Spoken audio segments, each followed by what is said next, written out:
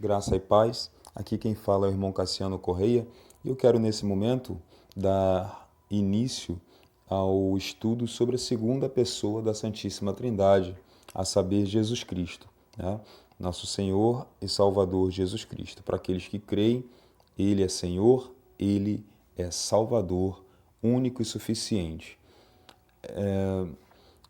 O que falar sobre a segunda pessoa da Santíssima Trindade? Nós já falamos um pouco sobre a primeira pessoa da Trindade, né?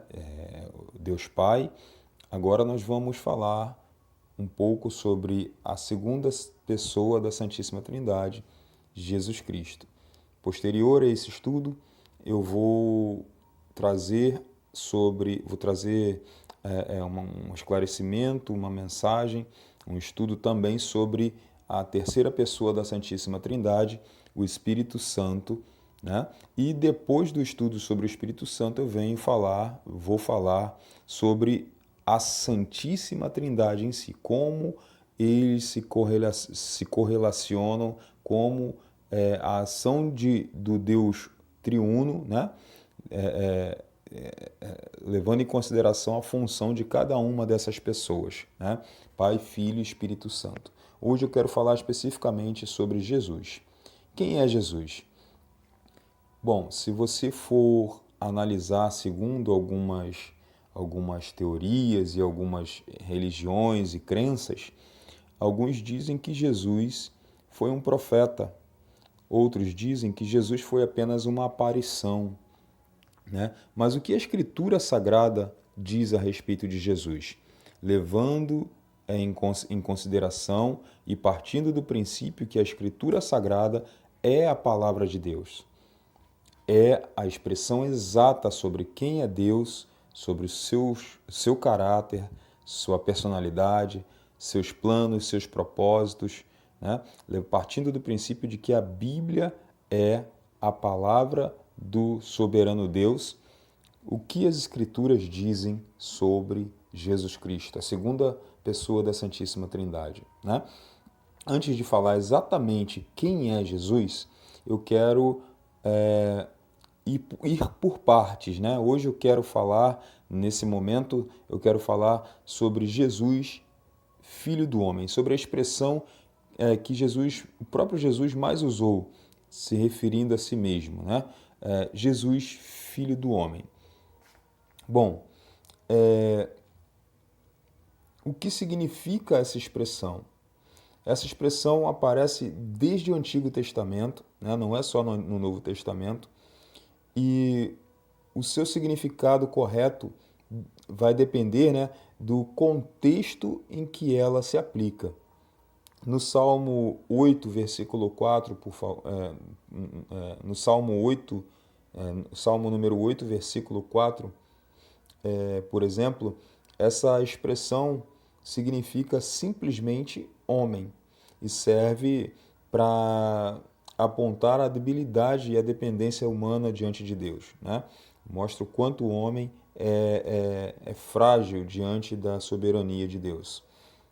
O Salmo 8, versículo 4 está escrito assim: que é o homem para que te lembres, né?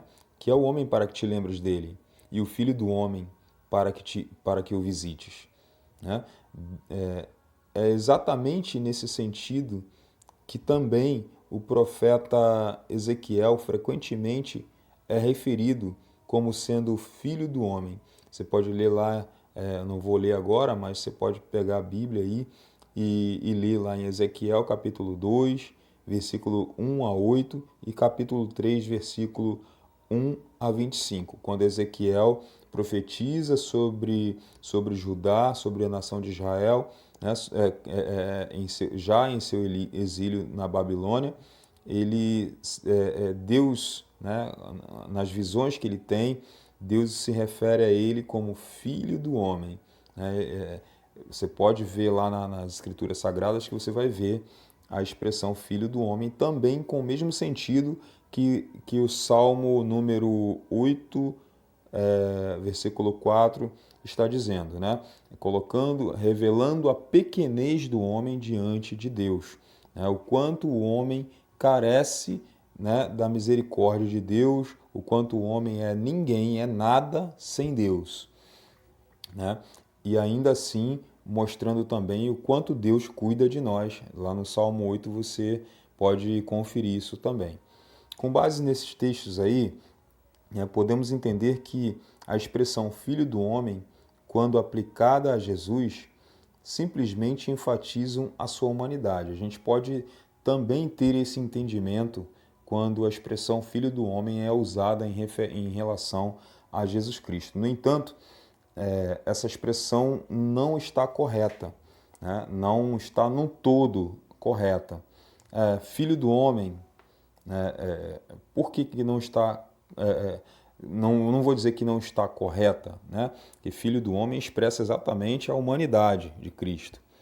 Porém, o significado, né, é muito mais profundo, né, quando o termo filho do homem é utilizado para se referir a Jesus. E é no livro do profeta Daniel que encontramos a explicação sobre a origem e o significado desse título aplicado a Cristo. No capítulo 7 de seu livro, né, o profeta Daniel fala sobre as suas visões noturnas. Vamos ler aqui, para não ficar só nas minhas palavras.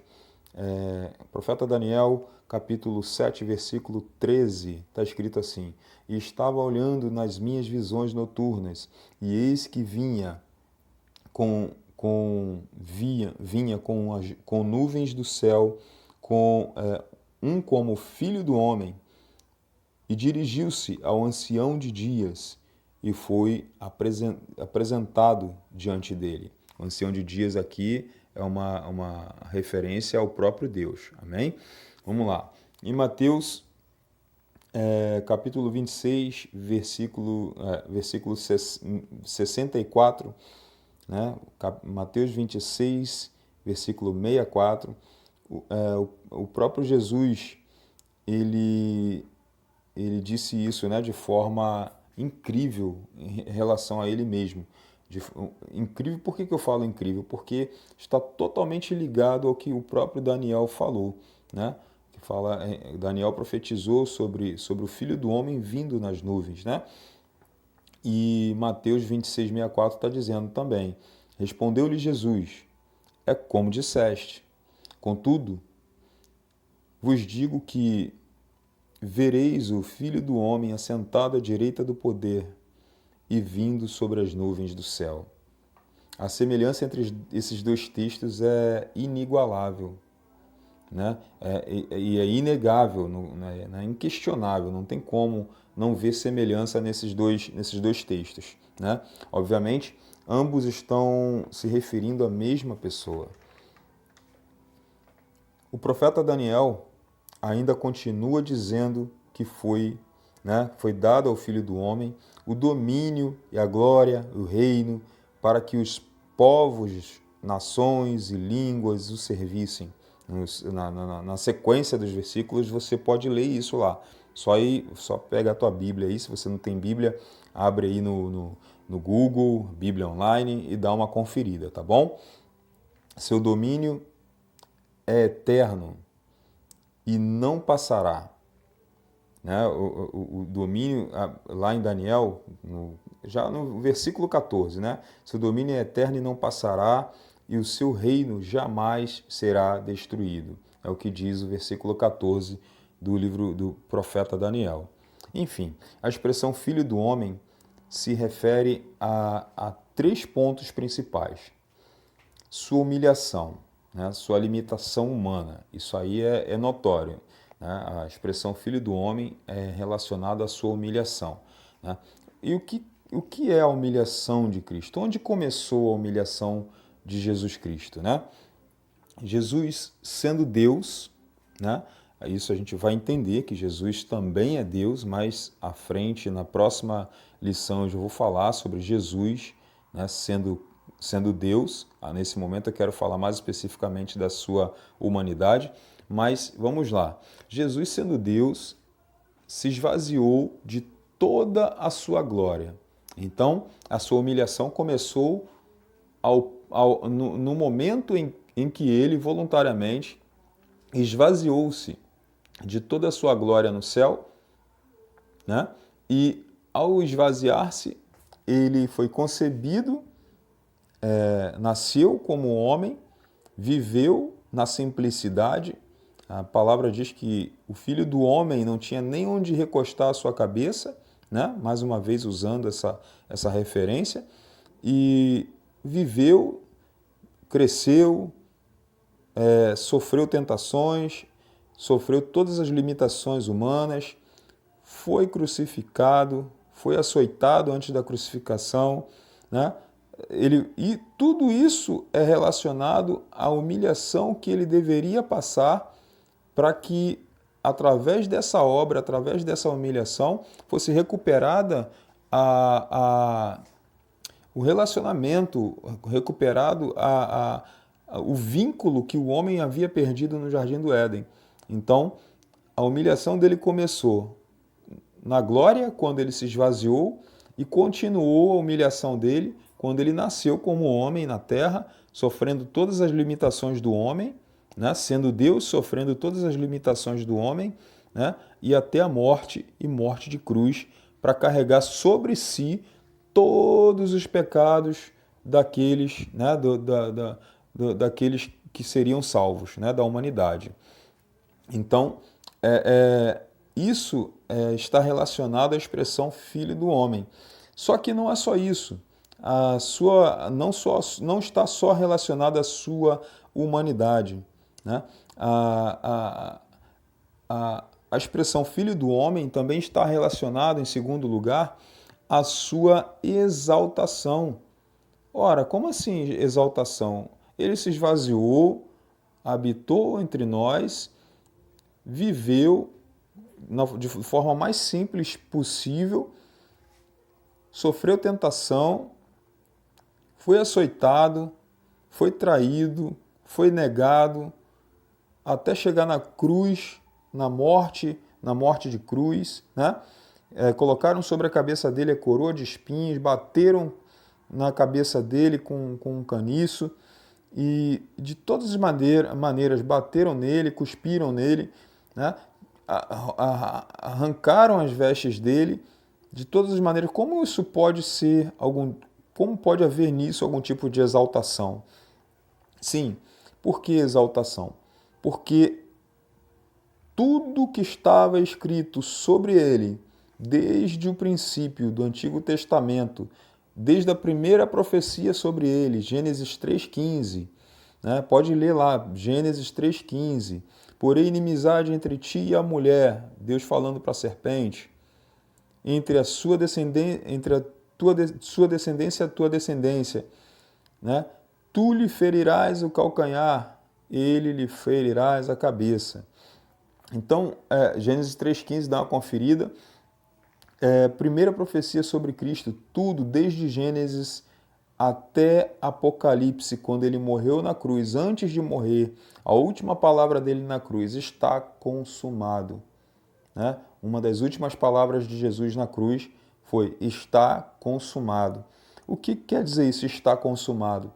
Está consumado toda a obra, todos os propósitos, todas as profecias para as quais eu vim a essa terra. Desde a minha humilhação, no meu esvaziamento, a minha passagem pela terra, vida, nascimento, vida e morte, até o último momento, está consumado. Ele venceu a morte, ele venceu o pecado e ele foi exaltado porque ele morreu na cruz pelos nossos pecados, e ao terceiro dia começou a sua exaltação. Ele ressuscitou. Ele ressuscitou. Aleluia. Eis aí a exaltação de Cristo. E agora, após a sua ressurreição, após mais um período com seus discípulos dando orientações, ele foi assunto aos céus. Ele voltou para a sua glória, da qual antes ele havia saído, né? Ele voltou tendo total exaltação, porque ele venceu, entendeu? A exaltação, a expressão filho do homem, inclusive Daniel vê o filho do homem já na glória, após a sua exaltação, já é uma profecia do cumprimento, entendeu? Jesus fala da sua volta como filho do homem em cumprimento, ou seja, o filho do homem, o homem que nasceu, Deus que nasceu em forma de homem, né? Deus encarnado, que viveu, passou todas as dificuldades como filho do homem, ou seja, nascido de um homem, né? Nascido da semente da mulher, vivendo como homem, né? Nascido com a mesma natureza que nós temos, com as mesmas limitações que nós temos, porém sem pecado. Porém sem pecado. Por isso, ele é filho do homem, porque ele nasceu nessa terra. É uma referência a toda essa limitação que ele passou, e a exaltação dele vem a partir do momento em que se consumou a sua obra na cruz e na sua ressurreição e na sua ascensão aos céus. Quando ele foi ao céu, a sua exaltação estava completa, a sua obra estava completa. Amém? E a partir daí, ele nos deu o direito, nos fez capazes de nos tornarmos filhos de Deus através dessa exaltação. Através da sua obra cumprida na cruz, nós passamos a ter acesso, o acesso que nos foi tirado pelo pecado, nos foi dado de volta pela obediência, né? Pela desobediência entrou o pecado no mundo. Pela obediência de Cristo a Deus, segundo Adão, Jesus Cristo, pela obediência dele veio a salvação a todos nós. Glória a Deus. Isso é motivo de muita glória, de muito louvor, de muita exaltação a esse Deus. Bom, eu quero falar agora, só para finalizar, sobre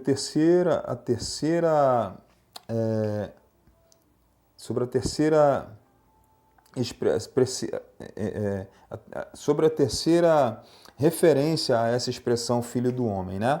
Está ligado também, essa expressão filho do homem está ligado, é uma referência, né, ao Messias esperado, né, pelos judeus, o que ligava a linguagem, né, a linhagem do rei Davi. Né? O que quer dizer essa expressão filho do homem?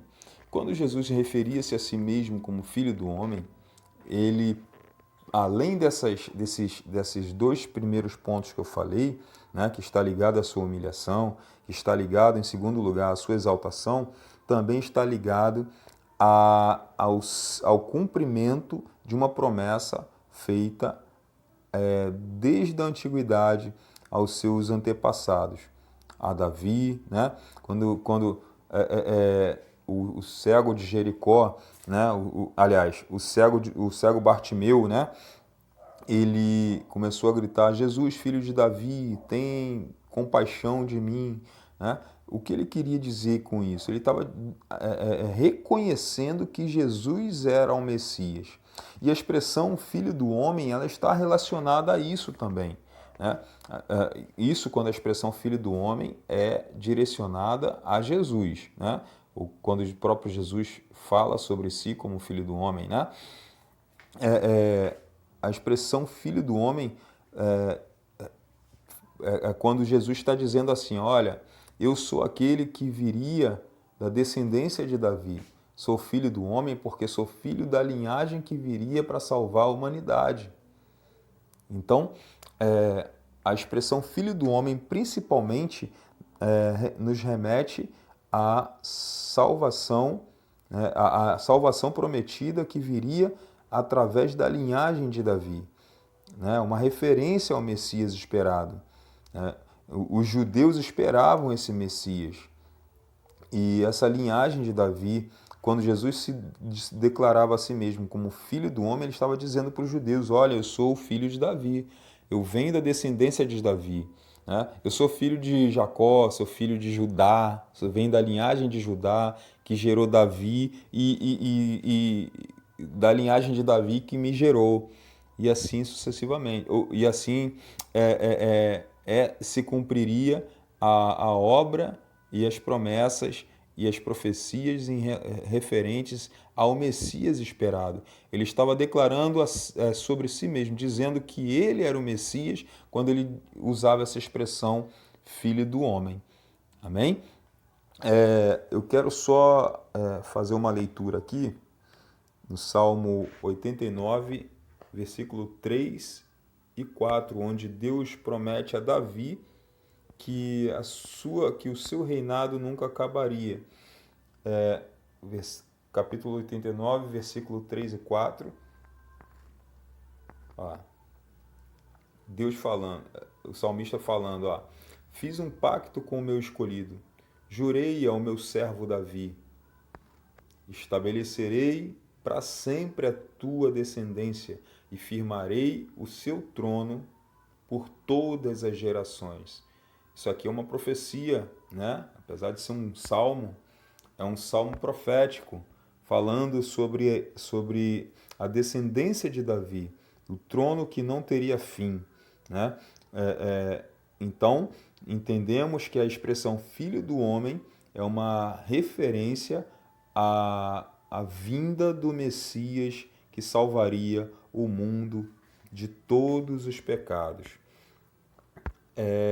Quero ler também, só para complementar, a Epístola do Apóstolo Paulo aos Romanos, capítulo 1, versículo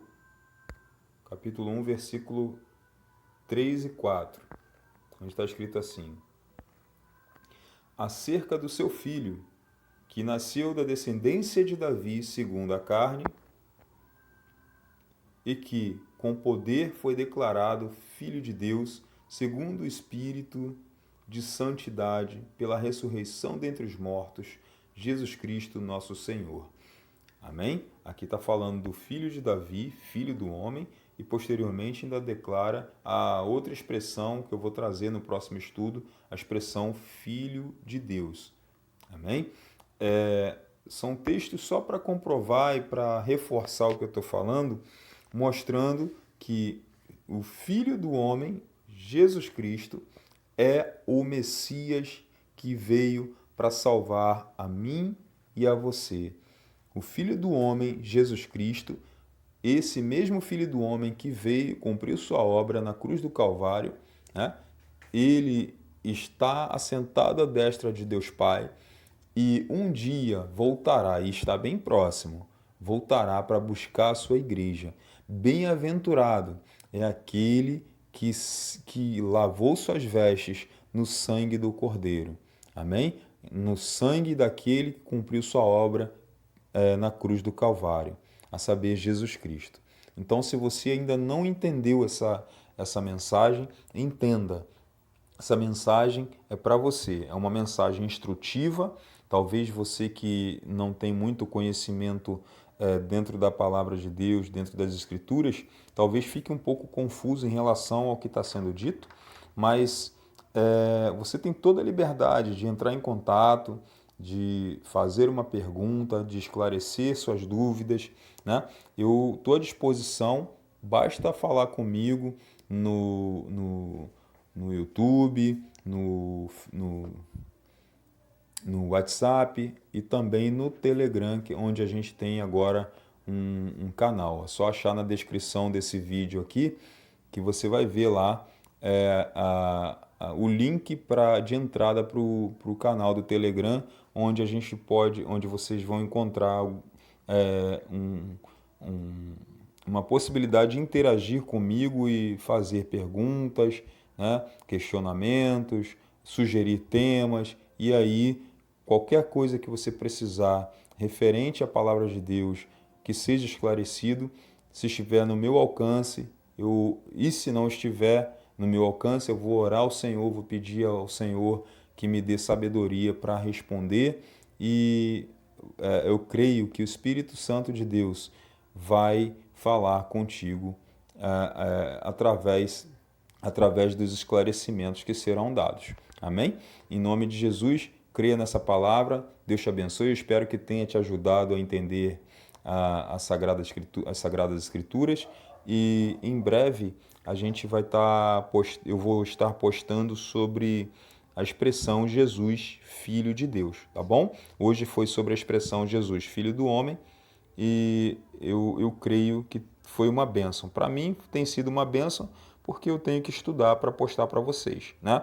É um tema que eu já tenho um conhecimento há algum tempo, mas é sempre necessário a gente buscar um pouquinho mais para poder trazer com mais esclarecimento, com mais força, né? Com mais detalhes aquilo que é para ser dito da parte de Deus. Tá? Deus te abençoe, te guarde, te proteja, em nome de Jesus. Amém.